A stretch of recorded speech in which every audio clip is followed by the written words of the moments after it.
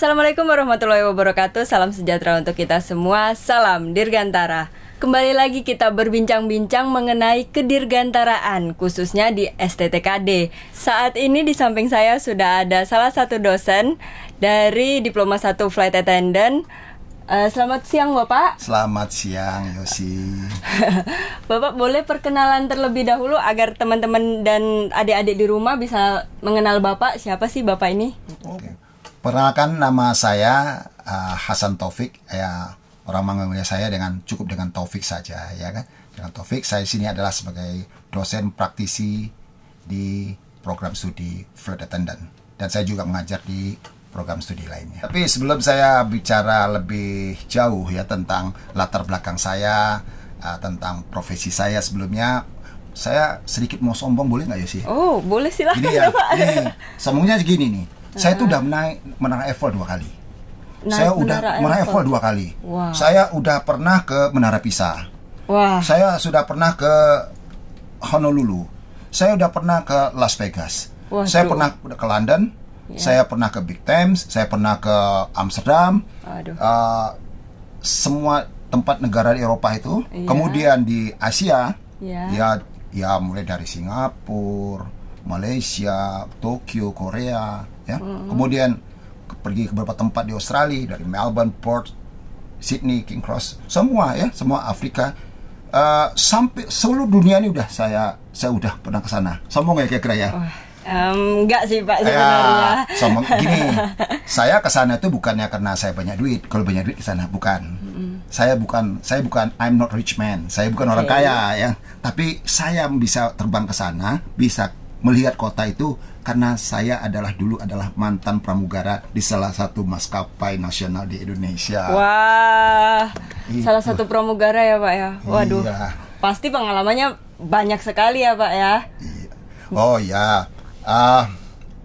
saya cerita, makanya tadi saya bilang sombong ya. Itu bukan sombong, karena memang pekerjaan saya memang ada mengantarkan penumpang ya, memberikan pelayanan dan memberikan keselamatan kepada penumpang ya. Kebetulan saat itu ya airline ini ya terbangnya ke seluruh dunia. Jadi saya tadi saat saya menjalankan tugas, saya juga bisa melihat dunia, ya kan? Nah, saya dulu memulai karir saya di salah satu airline di Indonesia yang ya maskapai nasional ya. Ya, saya sebut saya dulu di Garuda Indonesia. Oke, ya. Garuda Indonesia. Ya, di Garuda Indonesia saya memulai karir saya sebagai pramugara tahun 1982. Wah, udah lama banget ya Pak ya? Jadi 82. Saya dulu pikir gini, pantas gak saya jadi pramugara gitu ya? Karena teman saya yang pengen, dia ngajak saya, waktu saya tes, dia gak lulus, saya keterusan. Jadi ini terusan, sampai disitulah karir saya, sampai akhirnya saya dari pramugara junior sampai saya jadi senior. Kemudian saya menjadi, kalau di airline di Garuda itu ada istilahnya purser ya, pemimpin suatu penerbangan di awak kabin. Kemudian saya juga adalah company instructor, artinya saya instruktur yang disekolahkan oleh perusahaan. Kemudian saya juga adalah company checker flight attendant. Jadi selain mengajar saya di proses di bawah, saya juga ketika seorang flight attendant untuk mendapatkan proses sertifikatnya, kita harus mengecek mereka gitu loh. Jadi kita ngecek lagi, selain training kita lihat psikomotorik di atas seperti apa. Nah, seperti itu Yosi. Itu background saya. Nah, kalau pengalaman tentunya banyak ya. Nah, banyak sekali ya pengalaman terbang. Tapi selain itu, setelah saya di Garuda hampir 30 tahun, saya kemudian istilah saya pensiun dini. Karena saya sudah mencapai semuanya. Saya artinya bergabung, ditarik salah satu maskapai swasta di Indonesia ini 3 tahun. Nah, disitulah setelah saya bergabung di maskapai 3 tahun, kemudian saya sudah merasa jenuh dengan terbang. Saya ingin membagikan ilmu saya kepada adik-adik di luar sana yang ingin menjadi pramugara atau pramugari. Nah, kemudian saya diminta untuk mengajar di beberapa sekolah di Indonesia ini, ya, ada sekolah-sekolah besar. Ya, jadi saya di sana mengajar, sharing ilmu sampai kemana-mana. Saya pernah di sekolah-sekolah lembaga banyak, lembaga-lembaga swasta. Akhirnya mulai dari 2018 saya diminta untuk bergabung di STTKD ini sebagai dosen praktisi, khususnya mengajar di program studi Flat London. Dan saya juga mengajar juga di program studi lainnya. Gitu ya sih. Oh, seperti itu, Pak. Tadi Bapak bilang kan banyak ini ada pengalaman-pengalaman dari Bapak sendiri. Nah, saya di sini mewakili teman-teman juga mau bertanya nih, Pak. Pengalaman Bapak bisa diceritakan nggak sih dari tahap pertama menjadi pramugara? Itu seperti apa sih? Susah nggak sih? Soalnya banyak nih dapat info-info kan. Kalau tes pramugara atau pramugari itu susah banget. Harus bisa bahasa Inggris, harus mungkin tingginya proporsional dengan berat badan, harus cantik dan lain-lain itu, Pak. Tolong dong. Oh, ya. Oke, terima kasih Yosi. Ini pertanyaan yang sering ditanyakan ya. Iya. Sering tanya kepada saya, Pak, bagi dong tips-tipsnya untuk menjadi pramugara, pramugari. Sebenarnya nggak ada tips ya. Jadi karena kita ngikutin ketentuan aja ya. Iya. Ya memang. Jadi gini, dulu waktu saya masuk untuk jadi pramugara, memang kalau tes itu dari dulu sampai sekarang tuh tidak berubah. Jadi ada namanya proses untuk pramugara itu kita ada proses seleksi dulu. Iya. Ya kita pastilah kita mendaftar. Kita ada kebutuhan suatu airline, kita mendaftar ya kan. Nah kita mendaftar. Setelah mendaftar yang nomor satu yang dilihat adalah tinggi badan dan berat badan. Jadi tinggi badan dan berat badan itu harus proporsional. Jadi tidak ada yang salah dengan tubuh kita. Hanya saja ketika airline meminta, misalnya sekarang ini rata-rata airline minta tinggi 160. Iya, benar. Nah, jadi ketika minta, kalau kita tinggi 160, ya sudah tidak ada masalah, kita bisa datang ke sana. Kita hanya memenuhi keinginan airline saja. Iya. Ini kan user, mereka sebagai user meminta, ya, menginginkan karyawannya maunya seperti ini. Nah itu yang kita penuhi, ya kan. Nah setelah tinggi badan, berat badan, artinya ya tidak overweight, ya tidak juga terlampau kurus banget. Jadi harus proporsional, seimbang lah ya, tinggi badan dengan berat badan proporsional. Kemudian nanti setelah itu lulus tahap itu satu, kemudian kita masuk ke tahap selanjutnya, ada interview. Ada interview, ya biasa lah tanya jawab, dilihat kita fisik kita, ada ini enggak, ada luka-luka nggak di tangan, ya cek fisik, kemudian dilihatlah penampilan kita. Jadi appearance kita di situ dilihat. Jadi karena yang dilihat dari pramugara itu adalah penampilannya. Iya. Nomor satu awal itu dulu. Nah, kita belum lihat nih dia seperti apa ya kan. Iya. Nah setelah penampilan selesai, ada proses lagi. Apa lagi? Nah bagaimana ilmunya? Barulah diuji lagi, ada tes lagi tertulis. Ada antara lain ya psikotes, ya bahasa Inggris, dilihat kan. Setelah ini lewat lagi, masuk lagi ke tahap selanjutnya, yaitu tes apa? Tes kesehatan. Kita kan tidak tahu nih kesehatan seperti apa, ya kan? Nah tentu ada namanya kalau kita bilang di airline itu sebutnya MEDEX, Medical Examinations, ujian kesehatan, ya kan? Nah setelah lulus di MEDEX ini baru dilihat terakhir ada namanya pantauan terakhir oleh direksi. Lulus, selesai. Udah jadi pramugara-pramugari? Belum. Masih panjang. Nah, ini saya cerita lagi ya sih ya. Iya, boleh Pak. Setelah masuk dan lulus, dinyatakan diterima sesuai dengan keinginan mereka. Setelah tahu tadi penampilannya bagus, pengetahuannya bagus, tentunya penampilan tadi dibilang tadi ada bahasa Inggris, komunikasi. Ya, salah satu komunikasi tadi kita di airline itu adalah bahasa Inggris. Karena semua pelajaran, semua terminologi itu adalah dalam manual yang bahasa Inggris. Setelah itu baru kita masuk namanya ke ground training. Masuk kelas, istilahnya di ground training. Situ dibekali segala macam ilmu. Ya, antara lain tentang pengetahuan tentang pesawat, pengetahuan tipe pesawat, bagaimana kalau terjadi emergency, bagaimana mengevakuasi penumpang, ya. Kemudian bagaimana kalau misalnya ada penumpang yang sakit di dalam suatu penerbangan, kan dokter belum tentu ada. Iya. Terus bagaimana terjadi kebakaran di pesawat, bagaimana mengevakuasi penumpang kalau misalnya dalam keadaan emergency harus mengeluarkan penumpang. Josi tahu berapa lama kira-kira? 10 menit. 10 menit. Wah, keburu kelamaan ya Pak ya. Kelamaan. Jadi sedikit pengetahuan saja buat adik-adik di luar sana bahwa untuk kalau apabila terjadi emergency, kita harus mengevakuasi sesuai dengan peraturan keselamatan penerbangan sipil. Di CSR dikatakan bahwa semua penumpang apabila terjadi baik di daratan maupun di permukaan air itu harus dikeluar dalam waktu minim 90 detik, 90 second. Bisa nggak kira-kira sih? Wah, kalau kayak gitu depend on yourself ya, Pak ya. Soalnya kan setiap penumpang itu kadang punya ego sendiri-sendiri kan. Apalagi saya mau keluar duluan, desek-desekan kayak gitu. Benar. Jadi kenapa bisa 90? Itu bisa tercapai. Bisa ya, Pak. Nah, salah satu tercapai. Bagaimana tercapai? Makanya pramugari calon tadi itu masih bilang calon ya. Belum jadi ya. Itu diberi pelatihan. Beri pelatihan bagaimana mengevakuasi penumpang keluar apabila terjadi pintu terbakar, ada asap, air, bagaimana cara membuka pintu, mengembungkan slide, karena kita harus keluar dalam waktu 90 detik. Nah, bagaimana itu tercapai? Ya, itu sedikit pembelajaran. Kenapa kita di dalam suatu penerbangan itu tidak boleh ada barang-barang detakan di sepanjang gang? Karena ini akan menghambat evakuasi. Jadi kenapa kalau kita misalnya mau take off landing, kok kursi nggak boleh kita senderkan ke belakang? Kalau senderkan ini yang numpang belakang terhalang. Iya, benar. Jadi kenapa kita diminta ketika mau take off landing kursi harus tegakkan, ya kan? Barang-barang harus diletakkan di atas tempat barangnya di luggage bin kita sebut ya, tidak boleh. Itu kan itu menghambat evakuasi. Nah ini 90 detik. Itu latihan yang harus dilakukan setiap tahun.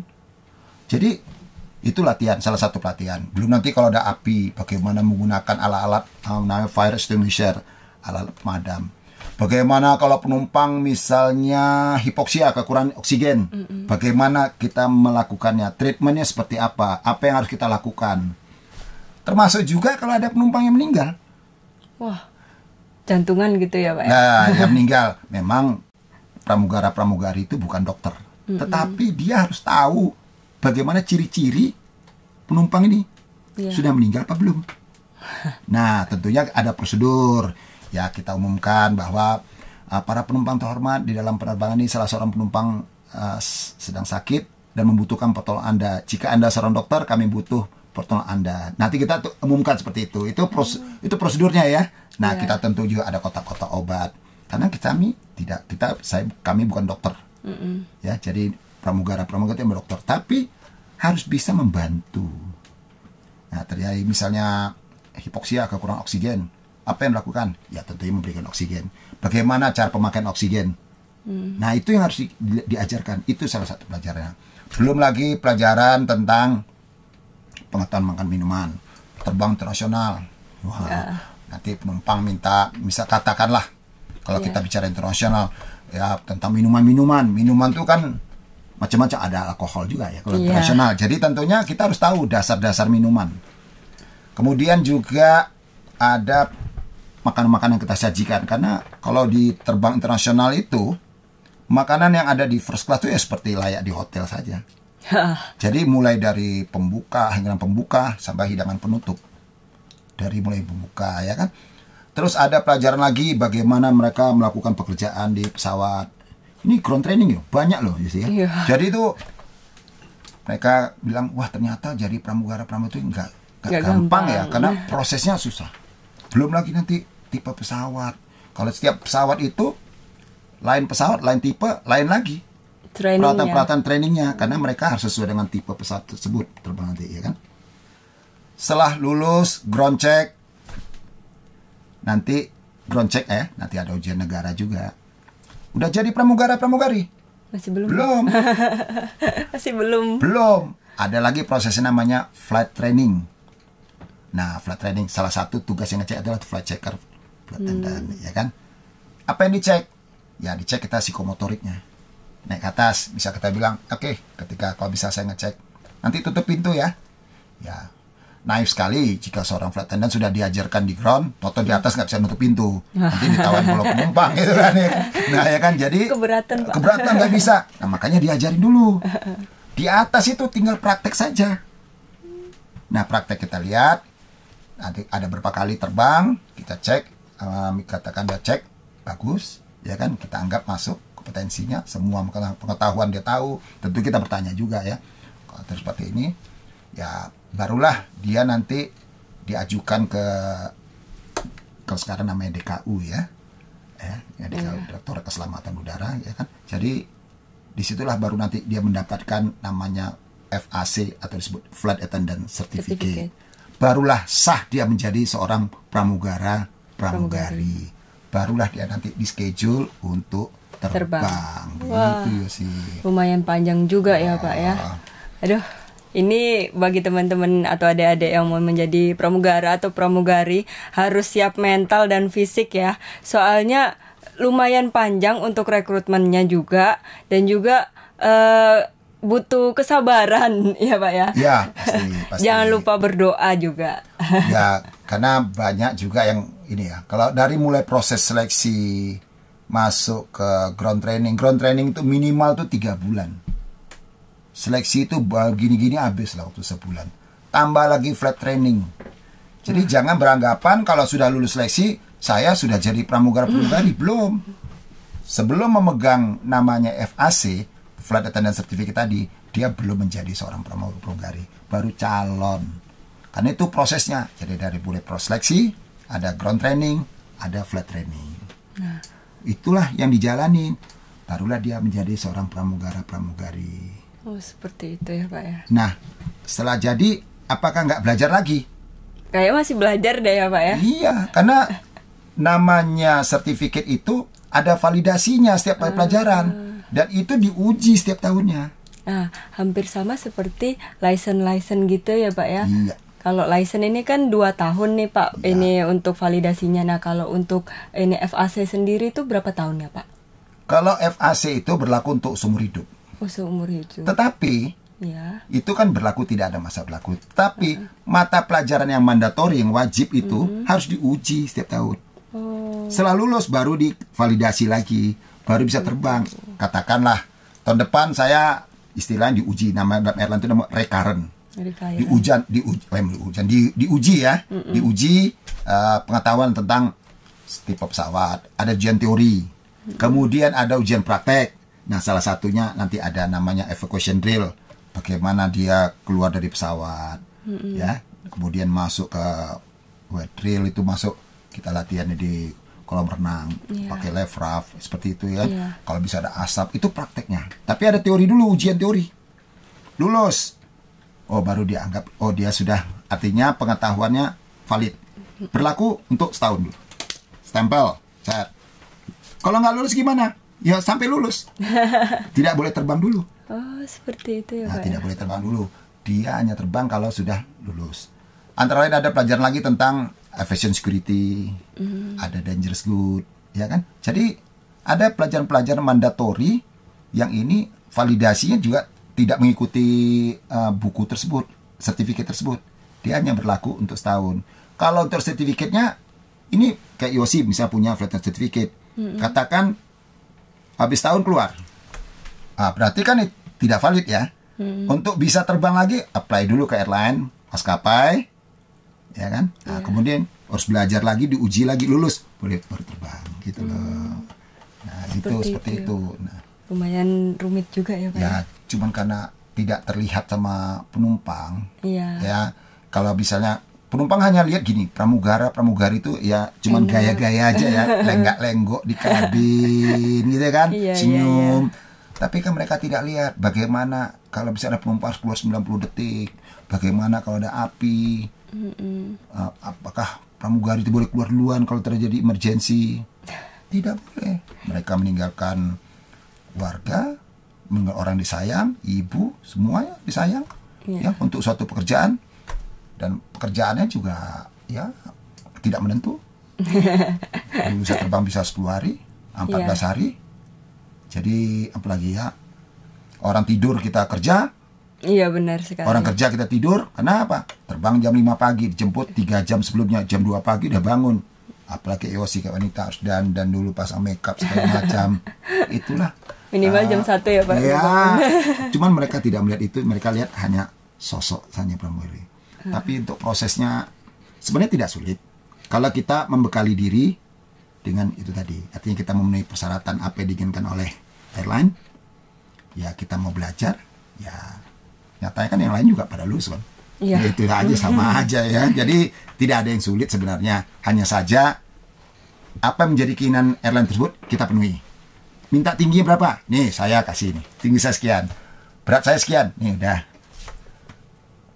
Pramugari tidak pernah dicari yang cantik. Maka selalu cari menarik dan komunikatif. Kayak Yosi gini kan, menarik sekali ya. Wah, senyumnya menarik ya. Wes, beautiful smile ya. Nggak menarik ya. Bagaimana menjadi menarik? Ya itu tadi, yang bisa diajarin. Itu sebenarnya kan dari inner saja gitu loh. Iya. Cantik pun kalau senyum, pagi, ya garing banget ya. Sepet. Sepet banget ya kayak gitu. Jadi ya gitu ya sih. Itulah prosesnya. Memang lumayan panjang sih, cukup lama juga sih. Iya. Pasti ya deg-degan lulus nggak ya gitu ya. Iya benar. Tapi pasti lulus lah gitu ya. Kalau mau belajar apapun itu ya. Iya benar. Nah, pertanyaan lagi nih Pak. Saya kan pasti teman-teman atau adik-adik pernah naik pesawat nih Pak. Apakah konfigurasi tempat duduk ini juga berpengaruh Pak untuk evakuasinya? Soalnya kan ada nih yang mepet-mepet banget kan Pak tempat duduknya untuk jarak mau keluar seperti itu Pak. Oke, saya jawab ya. Memang kalau untuk konfigurasi tergantung kepada tipe pesawat. Oh, seperti itu. Contohnya kalau kita pesawat kita ambil yang dari sekarang Boeing inilah yang sekarang kita berada saat ini ya, Boeing 73 Classic. Konfigurasi rata-rata kalau ekonomi itu 33. Iya. Kalau di business class itu 22. Kenapa 22? Karena kursi lebih besar. Iya. Tetap harus ada namanya gang yang kita sebut ini aisle. Aisle ya. Dalam satu pertama kita sebut aisle. Ya, kemudian ini aisle ya. Nah, ini tetap ada. Bayangkan kalau misalnya tidak ada aisle, bagaimana penumpang mau keluar ya. Jadi kalau pesawat kecil pun ya tetap seperti harus ada aisle. Tetap. Pesawat yang berbadan lebar kita sebut dengan wide body. Semakin besar pesawatnya, aisle ini semakin lebar dan tidak satu saja. Ada double aisle. Jadi rata-rata konfigurasi misalnya gini. Pesawat Airbus ada 3 di sini, 4 di tengah, 3 di kanan. Pastilah ada aisle di sini. Ada aisle sebelah kanan. Untuk evakuasi tadi, apakah menghambat? Tidak. Makanya semua pintu yang ada di pesawat ini, apabila terjadi emergensi, itu dibuka, ya, untuk pada saat evakuasi. Wow. Kalau saat boarding, ya kita buka pintu dari sisi penumpang saja. Depan atau belakang. Tetapi kalau terjadi evakuasi, semua pintu baik itu jendela darurat berlaku untuk semua untuk evakuasi pintu darurat. Oh, seperti itu ya Pak. Makanya kita harus kenapa tercapai 90 second? Ya, bagi Yosi bisa duduk depan, ya Yosi harus keluar dari pintu depan sana. Saya harus di sini, yang tengah lewat jendela darurat, yang di belakang lewat belakang. Nah, itu latihannya gitu Yosi. Wah, lumayan juga ya Pak ya. Saya mau bertanya lagi nih Pak. Ya, apa itu? Apakah semua yang Bapak katakan ini bisa kita dapatkan di STTKD nih Pak? Wah, tentu dong ya. Wah, berarti diajarin nih sama Wah, Bapak. Iya dong. Jadi saya ini salah satu dosen praktisi di STTKD khususnya di program studi FA ya. FA. Di sini ya kita membekali calon-calon pramugara-pramugari yang sekolah sini dengan semua ilmu sesuai dengan kebutuhan di airline. Jadi saya ini memberikan mereka juga nggak tanggung-tanggung. Apa yang diajarkan di airline itu di sini yang kami ajarkan. Jadi kayak tadi saya bilang mengenai tipe pesawat. Mungkin kalau di sekolah lain ya tidak punya pesawat, hanya lihat video. Di sinilah keunggulan satu-satunya di STTKD. Boleh saya katakan satu-satunya sekolah atau kampus yang memiliki pesawat ya hanya di STTKD. Keuntungannya apa? Kita bisa praktek langsung di sini. Betul. Ya, kita melakukan dari sisi safety, kita memberikan pelatihan. Itu nanti bagaimana mereka evakuasi kita ajarkan, mereka bagaimana keluar meluncur, kemudian bagaimana mereka harus ke misalnya di permukaan air. Kalau di daratan tersebut terrain, kalau di permukaan air tersebut dengan ditching, ya kan? Nah, bagaimana itu tercapai? Itu pelatihan sisi safety. Kemudian ya pramugari itu kan kalau kita dengar selalu announcement ya. selamat pagi para penumpang terhormat. Oke, itu dengan Yosi di sini pimpinan servis Anda misalnya gitu ya. Nah itu kita berikan juga. Nah di sini mereka langsung berdiri ya. Nah, kalau biasanya kan kalau tempat lain kan hanya diajarkan begitu saja kelas. Di sini berdiri langsung olah berada sama penumpang. Kemudian kita berikan lagi dari sisi pelayanan. Kita bagaimana alat-alat untuk bekerja, bagaimana cara memberikan sesuatu kepada penumpang. Karena ada dalam bahasa Inggris gini Yosi, katanya gini, everybody can do service. Yes. But not everybody can make surprise. Jadi gini, semua orang bisa melakukan apa saja, memberikan. Tetapi not everybody can make surprise, artinya tidak semua orang bisa ketika memberikan tuh orang menjadi terkesan. Kayak Yosi memberikan, selamat pagi Bu, selamat makan. Wah, keren banget. Wah. Nah itu loh. Jadi itu kalau memberikan aja semua bisa. Iya benar. Tapi apakah semua orang menjadi terkesan? Nah belum tentu kan. Iya. Nah kuncinya adalah ya tadi tulus memberikannya, ikhlas, otomatis senyum itu pun mengalir dengan sendirinya. Jadi nggak dipaksa. Selamat pagi Bu, terus makasih. Ya, itu kan garing banget ya, itu dipaksa. Iya benar. No. Jadi biarkan mengalir. Jadi kalau punya di sini ada namanya willingness to serve, kemauan untuk melayani, ikhlas memberikan, tulus, otomatis senyum itu semua memberikan. Dan di STKD keuntungannya adalah semua pelajaran-pelajaran gitu ada keuntungannya, saya dibekali, dilengkapi dengan fasilitas. Jadi tadi untuk si safety pesawat ini pakai safety. Nah ini pesawat Boeing 737 beneran. Iya beneran. Ya, jadi beneran ya, bukan kaleng ya. Bukan kaleng ya. Jadi kita berikan ya kan. Di sini kita beri pelatihan. Kemudian untuk announcement. Kemudian juga untuk anak-anak jurusan program lainnya seperti teknik dirgantara. Iya. Mereka bisa melakukan langsung untuk mengetahui tentang mesin pesawat. Engine. Nah, disinilah keuntungan. Salah satu, maka saya bilang satu-satunya sekolah atau kampus yang memiliki pesawat di Indonesia ya hanya di STTKD. Iya. Kita malah punya 3 pesawat ya. Wah, kita ada sini pesawat. Mungkin kalau bisa lihat sana, di luar sana ada pesawat Cessna, di luar sana adalah Cessna 402. Komplit. Jadi komplit banget. Ya, inilah keunggulan STTKD. Selain belajar secara teori, kita bisa melihat bendanya secara langsung dan kita melakukan praktek langsung di pesawat. Ya, pesawat beneran loh ya. Hanya saja dia nggak terbang gitu ya. Iya. Ya, kalau terbang bahaya nih. Bahaya. Jadi kita nggak ada buat kita praktek lagi di sini. Ya kan? Dan ini dimiliki oleh STTKD ya. Nah, ini. Pertanyaan baru lagi nih Pak. Apa itu Yosi? Kan Bapak ini pengalamannya banyak banget, pengalaman terbang juga banyak gitu. Yeah. Nah di sini saya mau menggali sedikit nih untuk pengalaman Bapak selama terbang ini, apa sih yang suka dukanya gitu? Ya kita mulai dari sukanya dulu deh Pak. Waduh, ini ditanya saya sukanya itu ya.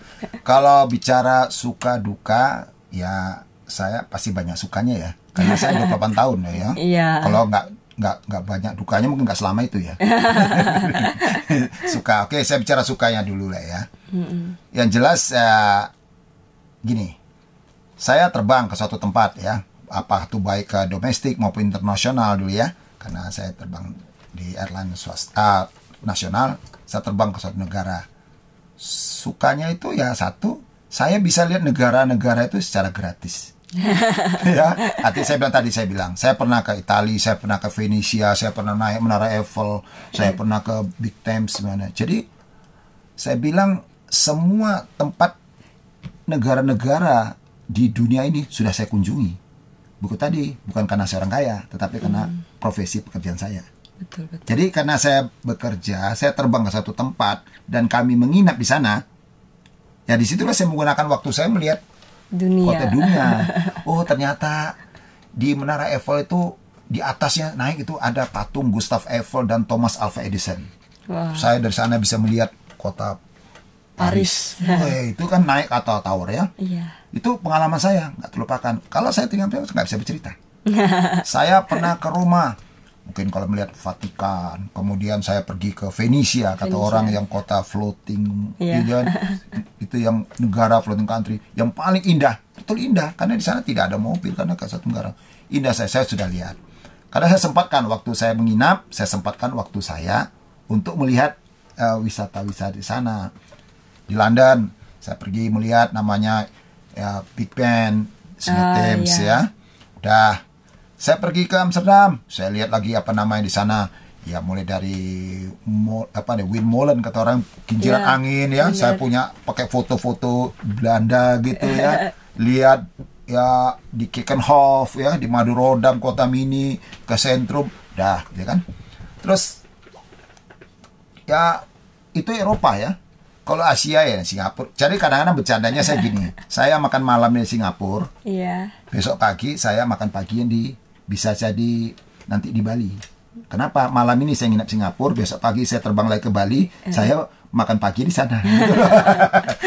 Coba kan kadang-kadang kita terbang ke tempat, sabun habis. Waduh. Wah, mau kan beli ya. Iya di Jepang misalnya. Terus saya bicara sama teman, dari mana? Habis beli sabun dari Jepang. Waduh, beli sabunnya aja ke Jepang ya, Pak. Ke Jepang lah, itu bercanda, itu keuntungan ya kan. Jadi kan, wah bisa pamer nih loh, odolnya nih made in Japan misalnya gitu ya. Nah kayak gitu loh. Itu bercandanya gitu ya. Tapi keuntungannya itu, saya bisa melihat dunia secara gratis. Jadi itu dulu pekerjaan saya. Jadi semua dunia udah saya lihat. Amerika, saya sudah pernah ke Honolulu, ke Polynesian Culture Center, saya sudah pernah ke Los Angeles. Di sana saya melihat namanya syuting pembuatan film di Hollywood ya.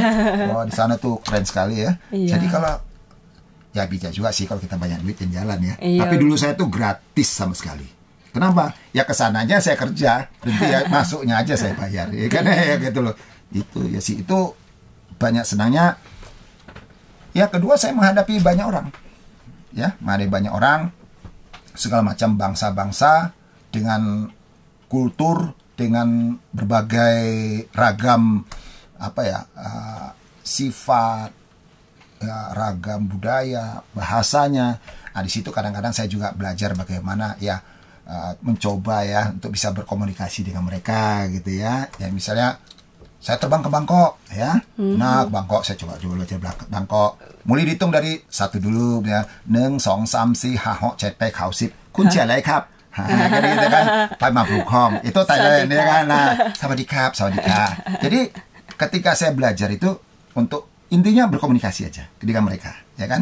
Karena belum tentu mereka juga bisa bahasa Inggris. Iya, benar sekali. Nah, itu masuk, ya kan? Mau tidak mau kalau negara lain kita bahasa Inggris. Iya. Pergi ke Jepang, nah Jepang lagi kan. Oh ayo mas, oke desu ka, hai dozo. Desu ya kan. Watashi wa. Watashi sensei desu ka. Nah itu Jepang ya, itu Jepang ya kan. Nanti kalau terbang lagi ke mana misalnya ke, ya kita Itali, buongiorno signor, come sta? Bisa Italiano, Italiano kan begini ya gayanya, dan buongiorno. Atau ke Spanyol, buenos dias, come estas? Iya. Buenos dias, signorita. Wah. Signorita, ya itu kan signorita, come estas? Itu kan Spanish. Kalau kita masuk Prancis ya, bonjour monsieur, comment allez-vous? Ça va bien?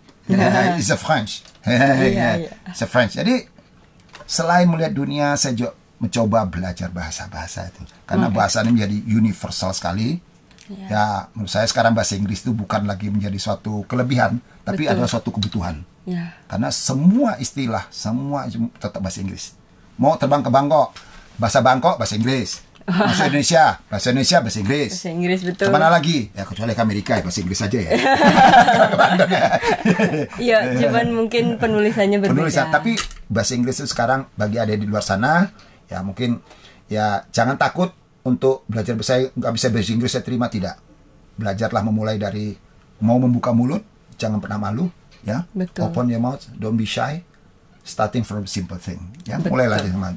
Jadi jangan pernah takut salah, karena saya juga dulu bukanlah jago sekali bahasa Inggris. Saya dulu bodoh juga bahasa Inggris. Tapi karena saya nggak mau belajar, ya akhirnya saya dapat nilai jelek. Di situ kebuka pikiran saya, ternyata bahasa itu kalau dipelajari mudah. Asik. Mau kalau kita mau pelajari. Contohnya gini ya sih. Ini contohnya gini ya.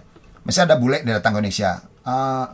Hai bule, yes sir. Sir, yes. Sudah lama di Indonesia? Sudah. Bisa bahasa Indonesia? Sedikit-sedikit. Coba berhitung 1 sampai 10. Bisa, dia bilang. 1, 2, 3, 4, 5, 6, 7, 8, 9, 10. Bagus, kita bilang ya. Oh, kita ngerti ya. Kemudian lanjut. Dia bilang 11, 1, 10, 2, 10, 3. No, sir, bukan 11, 1. 11. Oh, tapi kan pada dasarnya kita ngerti ya. Iya. 11, 1. Apakah kita tertawa pada mereka? Enggak. Enggak kan? Pasti nah, kita paham. Begitu juga kalau kita misalnya ada kekurangan kita bahasa Inggris, ya, itu tidak boleh takut, ya. Jadi adik-adik yang di sana mau sekolah di sini, kok takut, saya nggak bisa bahasa Inggris, ya nggak mau. Jangan pernah takut, ya. Ayo, come on, kita lakukan ya. Semua tuh bisa kalau kita mau usaha gitu, ya. Betul sekali Pak. Kalau bahasa ini, ngomong-ngomong bahasa ini kan asik gitu sebenarnya. Saya juga dulu nggak bisa bahasa Inggris sama sekali Pak. Cuman gimana cara kita itu mau usaha gitu ya Pak ya. Iya. Karena kembali lagi saat ini bahasa Inggris itu hukumnya sudah wajib gitu ya Pak ya. Udah bukan suatu yang wow untuk orang itu bisa bahasa Inggris gitu untuk sekarang kan Pak. Ya. Kalau yang penting bahasa Inggris itu gini, ketika kita mengucapkan sesuatu, kita mengerti dan dia bicara kita mengerti. When you saying something, understand what you mean. Yeah. When I'm said something, you understand what I mean. Yeah. We make communication ready. Yeah. Itulah komunikasi. Jadi ketika Anda mengucapkan sesuatu, saya mengerti, saya bicara, Anda paham, ya kita sudah melakukan komunikasi. Betul. Nah, ya kan itu. Jadi gak usah takut, ya kan? Iya, iya. Ya mulai bisa, ya kan? Ya mulailah dengan yang gampang-gampang, I miss you, bisa gitu. Itu bisa ya, get well soon, ya kan? Iya. Ya, kenapa malu, coba ya kan? Iya benar sekali. Gak usah takut, ya kan? Karena nanti di buku itu semua terminologi, semua buku-buku panduan itu dalam bahasa Inggris. Tapi gak usah takut, saya dulu gini, ngerti nggak saya buku segini ini tebal bahasa Inggris? Tapi setelah disampaikan dalam, tentunya kita nggak ada bahasa Inggris ya. Tapi ada juga beberapa istilah yang kita ngerti. Ya. Ya mungkin ada bahasa Indonesianya, kita bilang contohnya misalnya ini apa ya, runway. Ya. Orang bisa bilang runway, ya kan? Itu landasan pacu, ya kan? Nah, kan seperti itu. Tapi kan kita pergi kemanapun bisa runway itu ya sama. Runway juga. Nah makanya harus tahu bentuk, ya kan? Ya. Ya sama dengan misalnya taxiway, ya, taxiway sama ya. Di mana-mana benda sama, jalan penghubung mulai dari apron menuju runway, ya itu disebut dengan taxiway, kan begitu ya. Jadi ya itu terminologi yang nggak bisa diganti ya, istilahnya tetap seperti itu kan, nggak bisa diganti-ganti ya. Nah, jadi seperti itu. Jadi hal yang mudah lah. Sering kita lihat, kadang-kadang kita ini ya, mungkin mau kurang ini aja. Mungkin sekarang ini lebih mau coba kalau kurang mesin catat. Oh ternyata ini catat. Tapi kalau kita sering mengingat, kita mendengar, itu pasti kita akan lupa. Tapi kalau kita mencatat, kita sudah tahu gitu loh. Betul sekali. Karena kita ada referensinya. Ketika saya lupa, kita butuh catatan. Tapi kalau kita hanya mendengar, mengingat, ketika suatu saat kita lupa, kita tidak punya, oh apa tadi yang nyari gitu. Iya benar. Nah, begitu juga bahasa Inggris. Kita harus punya namanya suatu apa tadi. Kita kan nemu kata-kata, saya dulu ya, kalau misalnya kata-kata yang aneh, sampai sekarang pun begitu. Ketika aneh yang tidak pernah saya dengar, wah apa artinya? Oh, buka kamus. Sana gampang kok, kita buka di gadget kita itu ada aplikasi kamus ya. Gampang sekali, mau bahasa apapun bisa sekarang. Bahkan anak-anak kepikir jago-jago bahasanya ya. Bisa caption-captionnya bahasa Inggris semua itu. Wah gini-gini dia. Tapi ya, gampang kok. Hanya saja bagaimana kita mempraktekkannya, itu saja kok. Itu saja. Jadi gak usah khawatir ya, karena itu sudah menjadi bahasa Inggris itu sekarang udah bahasa universal, bilang second language ya. Ya kalau orang Amerika Inggris ya it's mother language ya, karena bahasa ibunya itu. Kalau kita kan bahasa Indonesia. Iya betul. Nah tadi kan sudah sisi suka ini Pak ya. Bagaimana sih kalau dari pandangan pramugara ini sisi dukanya itu loh? Ini bicara sisi tidak enaknya ya. Iya. Tidak enaknya. Kalau tadi saya bicara enaknya jalan-jalan mana ya gitu ya. Oke, bicara nggak enaknya pasti dalam suatu pekerjaan itu pasti ada risiko. Pasti ada namanya yang menyenangkan dan tidak menyenangkan gitu ya. Mungkin bukan duka lah. Saya bikin sisi tidak menyenangkan ya. Tapi kadang-kadang yang tidak menyenangkan jadi suatu pengalaman yang tidak terlupakan. Betul. Ya, jadi terlupakan. Terus sama mantan mungkin nggak melupakan juga. Waduh, itu udah lupakan. Lupakan aja ya. Oke, just kidding ya. Oke, gini sih. Jadi yang kalau tidak menyenangkan yang gini. Yang jelas kalau mau jadi pramugari atau pramugara, waktu kerjanya tidak menentu. Ya, jadi nggak menentu. Artinya gini. Saya bilang tadi, ketika orang tidur kita kerja. Mau terbang malam nih. Saya mau terbang katakanlah saya mau ke Korea. Terbang jam 11 malam. terbang take off jam 11 malam. Nah, kita yang tinggalkan, kita meninggalkan keluarga nih. Kita meninggalkan keluarga, orang disayang, ya. Siapapun, toh ibu, bapak, ibu, istri, anak, atau pacar sekali yang disayang, pasti ditinggal. Kita away from home. Kita meninggali mereka. Untuk melakukan suatu tugas yang diberikan oleh perusahaan. Berapa lama? Tergantung schedule-nya. Kalau dulu saya terbang ke Eropa, nggak mungkin tuh 1 hari. Perjalanan udah 1 hari lebih ya. Nah, di sana nunggu bisa datang, kita pasti nginap. Karena ada batasan jam kerja. Jadi kita nginap. Ya kan? Nah, terbang malam. Ketika tidur, ya disitulah kita ya numpang orang tidur, kita begadang, harus menjaga, ya, memberikan pelayanan, menjaga keselamatan mereka dalam suatu penerbangan. Berapa jam? Kalau 7 jam, ya 7 jam lah kita kerja. Itu baru dekat. Jakarta, Amsterdam, sekarang terbang langsung. Hampir 15 jam. Di dalam pesawat terus. Wah. 15 jam. Jadi dengan nahan ngantuk, dengan nasa, ini ya, semua itu, ya mungkin ada persoalan di rumah. Ada segala, ya itu lupakanlah, ya leave it at home. Ketika kerja, ya dalam pikiran kita, ya saya melaksanakan satu tugas. Yang nggak enaknya itu, misalnya contohnya juga, ketika maaf ya, mungkin saya juga pernah dulu orang tua saya meninggal, saya kebetulan lagi di luar negeri dan tidak bisa balik saat itu. Atau misalnya Yosi nih menjadi pramugari nanti, ya kan? Ya. Karena Yosi udah pantas sih jadi pramugari. Ya kan? Wah, senyumnya aja luar biasa, senyumnya sekali ya. It's beautiful smile, ya kan? Nah itu misalnya Yosi ulang tahun nih, pacar pengen bersama, tapi terbang. Aduh. Ya kan? Nah, yang mana dia lu kan? Galau nih. Jadi galau kan gitu ya. Wah, pacar pengen, orang sayang pengennya bersama keluarga, atau istri anak ulang tahun, atau lagi sakit. Nah, ketika sakit kita tidak dia bersama mereka, disitulah kadang-kadang hati ini apa ya, waduh pengennya sana tapi karena pekerjaan dia bisa. Atau pas lebaran, ya kan nggak mungkin semua libur. Iya. Pas dapat lebaran, schedule-nya terbang. Ya dapat off ya bisa bersama keluarga. Atau pas enggak, gimana? Itu baru sisi gembiranya. Kalau sisi dukanya, kalau ada yang berduka, ada kemalangan, kita tidak bisa hadir saat itu karena jauh perjalanan. Itu yang saya bilang tadi, itu sisi dukanya. Jadi di sisi kerjaannya itu, tapi itu kan tidak setiap saat terjadi ya, itu sifatnya ya situasional ya, sekali terjadi. Nah, ada lagi kalau kita ngalami, ya mungkin orang tinggalkan akan merasa khawatir.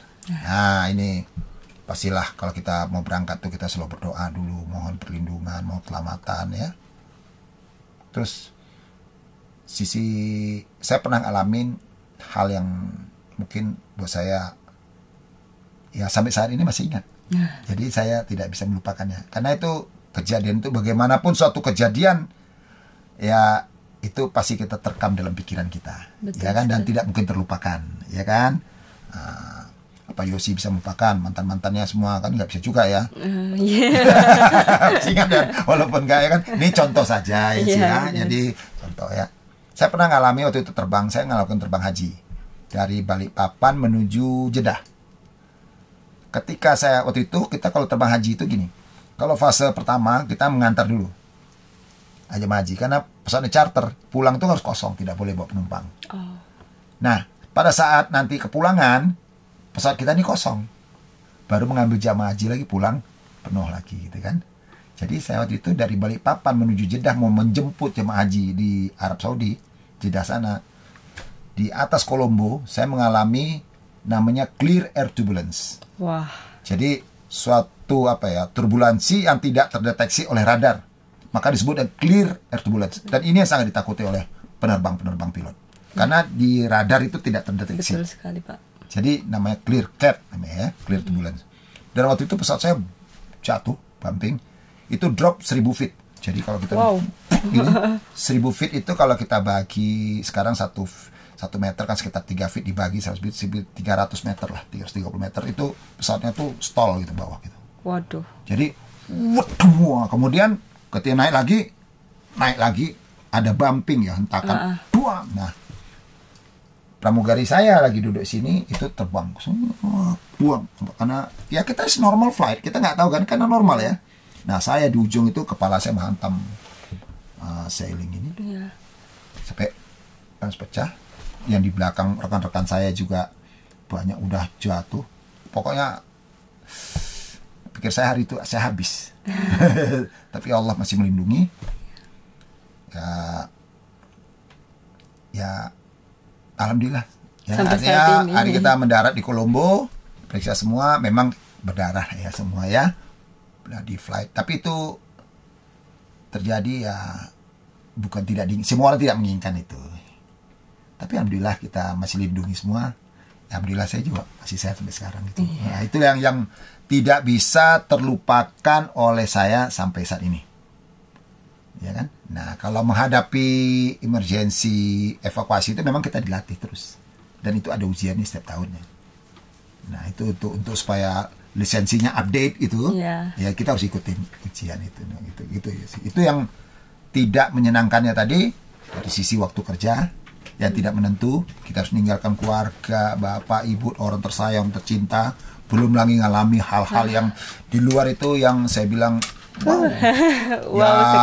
Tapi ya semua itu kembali pada Allah SWT, bahwa semua itu ya kalau kita berdoa kita masih lindungi. Jadi takut, trauma, ya ada sih takut. Tapi semua ini pilihan saya. Saya menjadi pramugari, ya itu resikonya. Karena saya udah tahu resiko saya ninggalin keluarga. Itu dulu gitu. Yosi nanti mau jadi pramugari terbang. Ya udah tahu risikonya, jauh dari orang yang disayang. LDR gitu ya. Ya iyalah, ya kan. Nah, bagaimana kita bisa menjaga itu? Ya itu tadi. Ya sih, ya. Pastilah waktu tidak menentu, waktu istirahat tidak menentu. Ya, itu sisi kanunya. Saya bilang duka, tapi duka itu kan tidak terjadi setiap saat ya. Betul sekali. Tapi senangnya tiap hari saya bersama-sama pramugari saya. Nah, itu senangnya itu, ya kan? Bersama mereka selalu, ya kan, dengan senyum mereka, kita kan. Karena kita boleh katakan satu penerbangan itu satu penderitaan itu. Satu profesi dan satu penderitaan. Nanti kalau kita jauh ya jauh sama-sama gitu. Satu nasib ya, Pak. Satu nasib ya kan. Gitu. Jadi korsanya kuat gitu ya. Iya, kayak STTKD nih kan kita diajarkan korsa juga kan, Pak. Iyalah, kebersamaan itu ada. Di sana jelas lah, apalagi kita negara orang ya. Kita terbang ke suatu tempat. Ya, saling melindungi itu aja. Ya, ketika terjadi sesuatu dengan rekan, apalagi saya misal terbang dulu, saya sebagai pemimpin awak kabin dalam satu penerbangan, pastilah itu menjadi tanggung jawab saya juga. Ada apa saja, ya keluhan, ya misalnya ada masalah, ya semua itu menjadi tanggung jawab saya penerbangan. Sampai kita kembali lagi menjalankan tugas, baru berakhir tugas saya itu, gitu loh. Jadi mau tidak mau kita harus melindungi. Itu ya sih. Jadi ya itulah ya. Belum lagi kalau terbang negara yang ya kalau bilang yang lainnya itu apa dibilang enak. Kita dari tropical countries ya pergi ke negara Eropa. Lagi musim dingin. Di sana apa? Temperaturnya 0 derajat. Waduh, kedinginan. Biasa di sini enak makan bakso, makan enak, makan mie. Di sana nggak kita dapatin. Mau nggak mau itu tadi sisi makan kebayang, bayangin enaknya makan mie, makan ini gitu ya, nggak kita dapat. Yang jelas makan itu tidak semudah kita karena misalkan di Eropa ya makan yang sana Amsterdam makan kentang, kita makan kentang. Kita mungkin biasa belum makan nasi, belum makan. Iya, orang Indonesia seperti orang Indonesia itu. Kayak gitu itu anunya ya apa ya. Ya, tapi kita harus bisa atasi, itu harus bisa diatasi. Betul sekali. Gitu ya sih. Ini pertanyaan terakhir deh, Pak. Wah, sudah di penghujung acara nih. Lama juga kita bincang-bincang ya. Iya, benar, Pak. Jadi, ini kan nanti akan ada pembukaan untuk taruna-taruni baru nih, Pak. Motivasinya dong, Pak, untuk calon taruna-taruni baru kita di STTKD.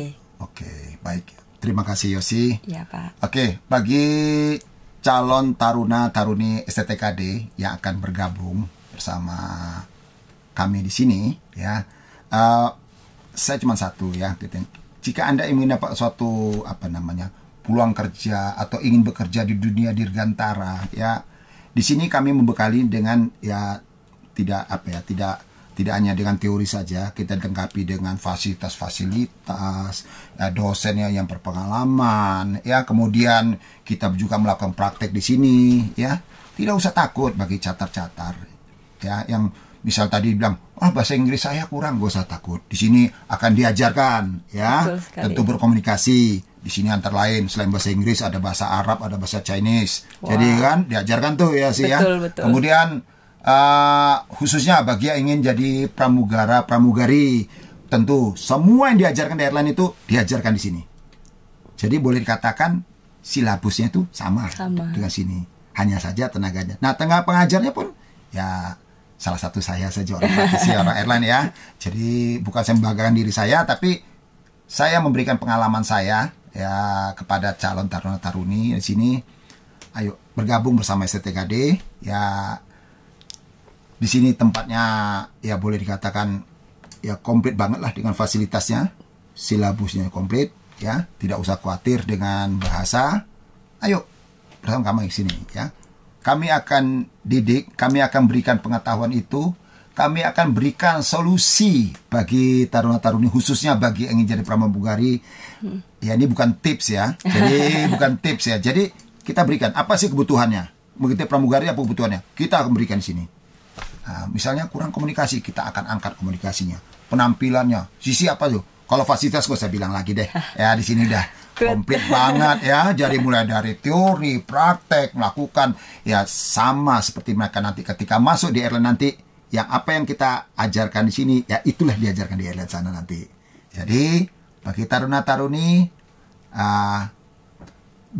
tidak salah Anda memilih STTKD karena semuanya mulai dari silabus dan fasilitas udah lengkap, dan boleh saya katakan satu-satunya sekolah Indonesia yang punya fasilitas lengkap pesawat hanya ada di STTKD Yogyakarta, gitu. Seperti itu pembicaraan kita hari ini bersama Bapak Taufik dari salah satu dosen Diploma 1 Flight Attendant. Bagi yang mau bertanya atau pertanyaannya mungkin tadi kurang banyak nih, boleh tulis di kolom komentar di bawah, nanti akan kita jawab bersama. Jangan lupa untuk adik-adik dan teman-teman selesai nonton video ini, like, komen, dan share video ini ke teman-teman kalian, siapa tahu bisa berguna. Dan juga yang ingin mendaftar di STTKD, boleh langsung di website kita di www.sttkd.ac.id. Wassalamualaikum warahmatullahi wabarakatuh. Salam Dirgantara, terbang meraih sukses bersama STTKD.